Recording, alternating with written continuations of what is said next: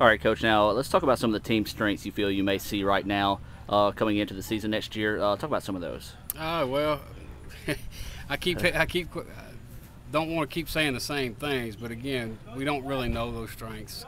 Our offensive line is pretty good. They're just not tested. You know, they're big, strong kids for their age. Again, they're mostly 9th and 10th grade, or excuse me, 10th and juniors. I think eventually our quarterback's going to be a strength for us. He's going to be a guy that's going to understand the offense. He's a true quarterback, where we've converted tailbacks into quarterbacks in the past. He's going to be able to read defenses. They both do that really well. Our receivers, I think we're going to have a passing game, which helps when you're in a spread. We've have gotten in late in the year, the past 2 years, and our passing game has hurt us. So not having it, I think that's going to step up and be a positive for us. And you know, we all know to be good, you got to be able to run the ball too. So we hoping all three things gel together and come around and be for us. Defensively, it's just going to be one of them things that we just see as we go.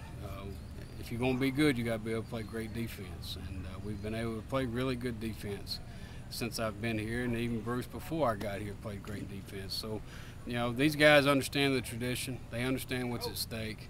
They don't want to be the team that is not responsible for continuing that. We talk about that quite often, and you know, again, to stop repeating myself, but we're going to just have to get in here in the season and see how things go. All right, now of course, along with the positives, let's talk about the negatives. Some of the things that you feel may be a weakness for the Trojans this season. Just right off the bat, our youth. You know, anywhere we look, we got nothing but 9th and 10th graders. We only have 3 seniors and 5 juniors, and although they're all playing, the bulk of our guys, whether it's starters or whether it's backups, are going to be 9th and 10th graders. So, you know, that's going to be a huge disadvantage. As talented as our 9th graders are, and as talented as our 10th graders are, they still, when you're talking about 15 and 16-year-olds going against 17 and 18-year-olds, there's a big difference. So we know that going in.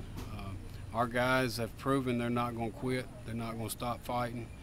And, you know, we just got to overcome that youth problem.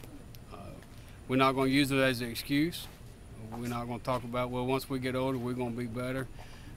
Because that's not the name of the game. We're going to try to go out and win every game. We're going to expect to win every game. As long as we fight towards that goal, it's going to eventually happen. So you know, that's the biggest thing, just inexperience. And on top of that, they're young inexperienced. So we just got to fight through that.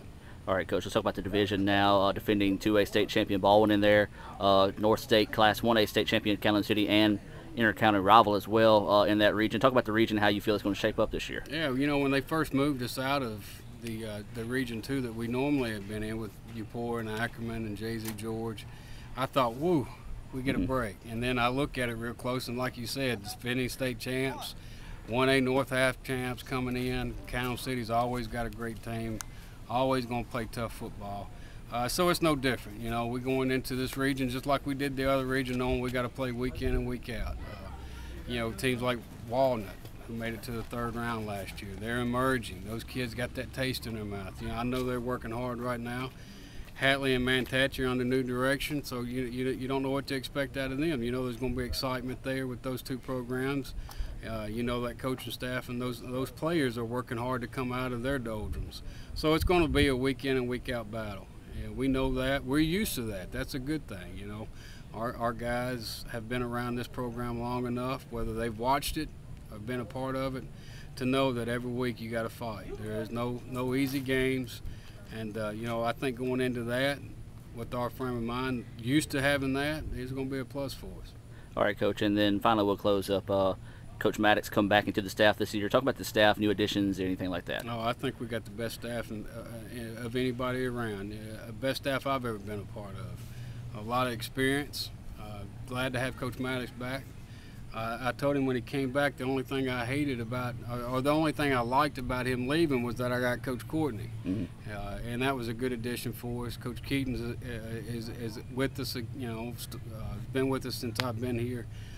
He's very knowledgeable in the game of football. Coach Clark, also very knowledgeable, brings a lot of enthusiasm. Coach Baker is learning. He's a 3rd-year guy, 3rd year into coaching, and he's getting better every day.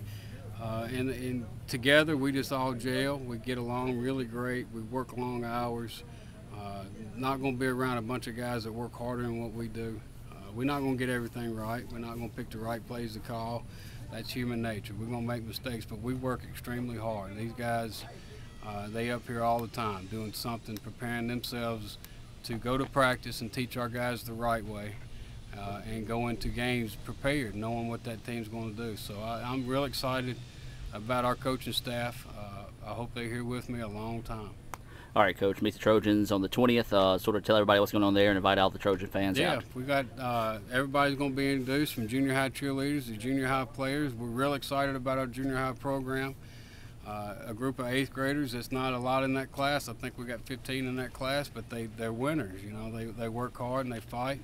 An extremely large 7th grade class that we got high expectations for. We got 36 7th graders playing football. So. The numbers are up there, and just a couple of times that I've been out in practice, we got some hitters in that group. I mean, we got some football players that we just got to teach the right way to play, and we're excited about that bunch. Band's going to be out here performing. We got a new band director. We're excited about him being here. The kids seem to be excited about him being here. Band is coming back in Bruce, and we're excited about that and look forward to that. So we're introduced the band as well. We're going to introduce the varsity football team, and then we're going to play a little in-squad game right after that. Not going to be a long, detailed deal. Just get under the lights for the first time and have some fans here and get that kind of excitement going a little bit. So we welcome everybody to come out. Free admissions, not going to charge anything. Just come out here and be a part. Cheer on you guys, and a little preview of what's to come. All right, what time does that start? It starts at 6 o'clock 6 on o'clock. Thursday night, the 20th. All right, Coach. Well, I appreciate you taking time out of your day, and man, good luck this season. I appreciate it, Al.